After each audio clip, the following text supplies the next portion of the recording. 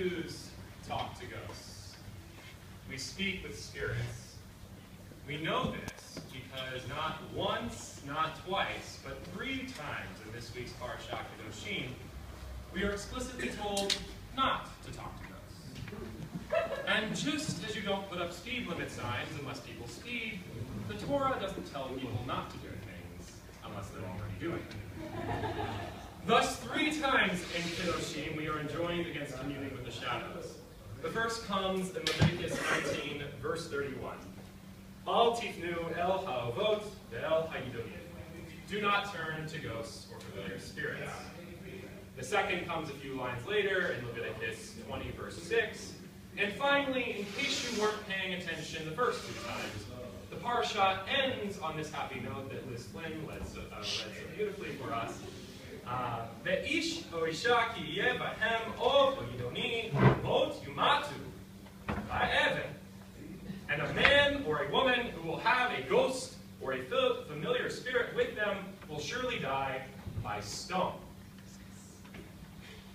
This example in the last verse is especially significant, not just because it prescribes capital punishment for the transgressor, but also because the verse immediately preceding it perfectly echoes the Parsha's opening. God says to the children of Israel in Leviticus 20, verse 26, Vayitem li Kedoshim ki kadosh ani Adonai. You will be holy to me, because I, Adonai, am holy. And this, again, perfectly echoes God's words to us in the Parsha's opening, some of the most famous words in the Torah. Kedoshim tiyu ki kadosh ani Adonai Elohechem. You will be holy, for I, Adonai, your God, am holy. The fact that Kedoshim, this Parsha that we call the Holiness Code, this holiest of Torah portions, contains 3 prohibitions against playing with poltergeists, and even privileges this prescription in its last words, demands our attention. Now, the simplest explanation of these injunctions comes from Rashi, who understood these verses as bans against Ov and Yidonim, forms of necromancy and spirit channeling performed widely in the biblical world.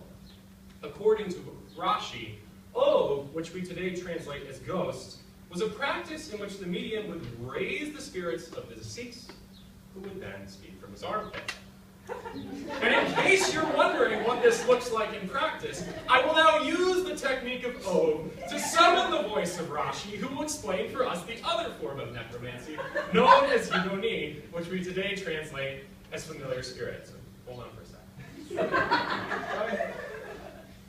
Yidoni involved the mediums taking the bone of an animal called a Yanoah, placing said bone into his mouth, and then the bone would speak the words of the dead. Thank you, Rashi, for that enlightening description. You can see why God would have taken issue with these practices. I dropped 10 plagues on the Egyptians and split the Red Sea for you people, and instead of listening to me, you listen to a couple of quacks who violate the laws of hygiene in vain attempts to talk to the dead. Really? But Rashi's elucidation of the text, while valuable for enhancing our understanding of what exactly these verses might have meant in their own time, doesn't necessarily resonate with most of us today. Unless, of course, you happen to have a psychic hotline on speed dial. In which case, are you still using speed dial? That joke landed. I'm so excited.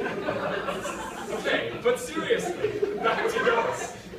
In spite of Kedoshim's 3-fold injunction against interacting with the nether realm, our tradition is packed with the paranormal, from ghosts to demons to Dybbuk's to golems.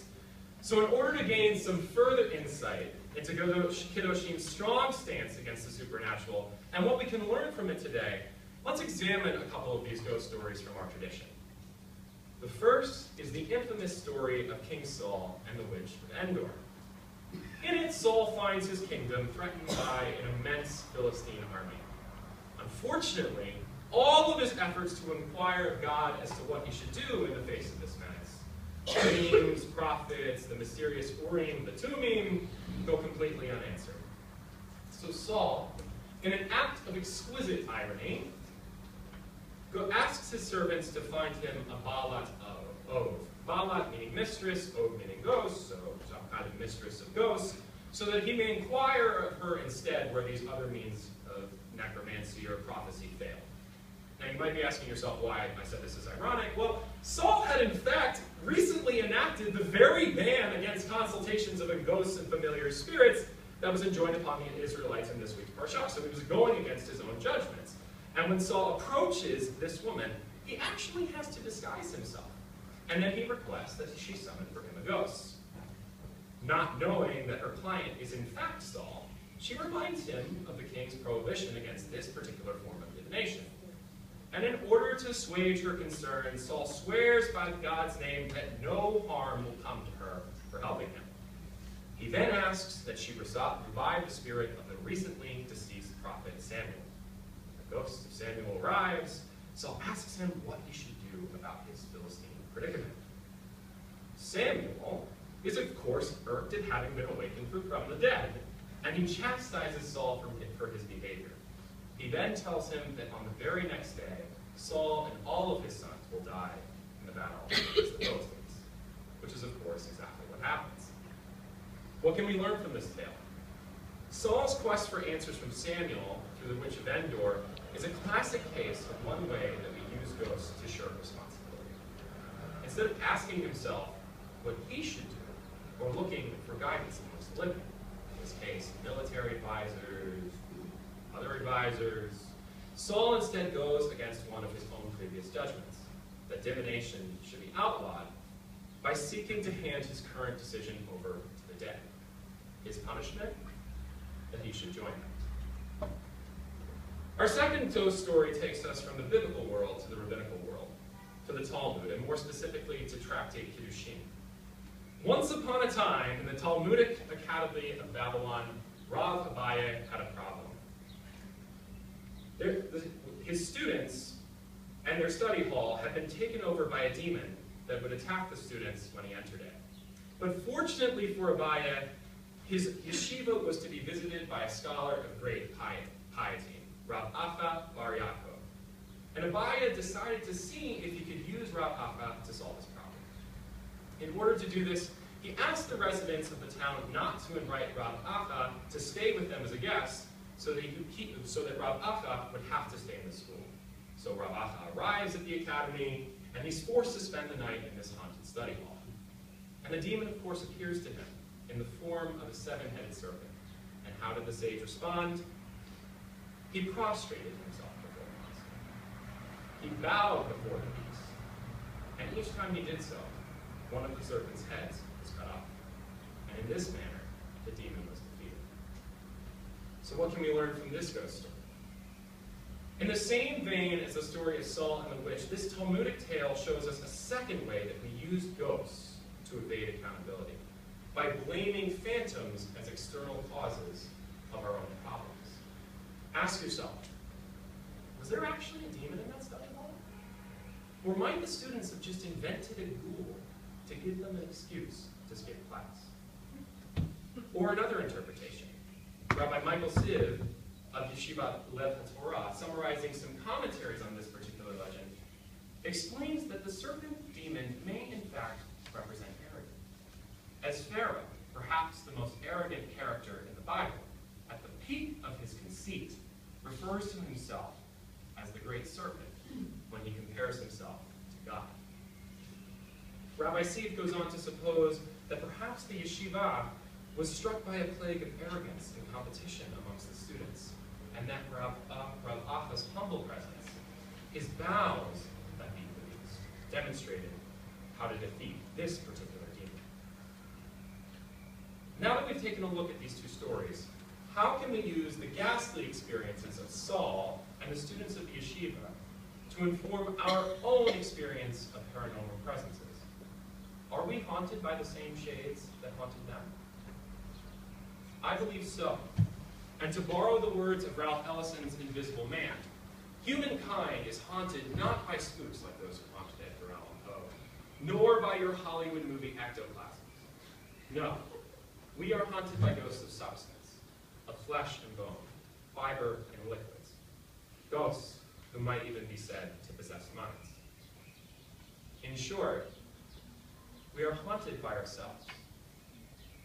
How can this be? Well, ask yourself, what purpose do ghosts serve? Why do ghosts exist?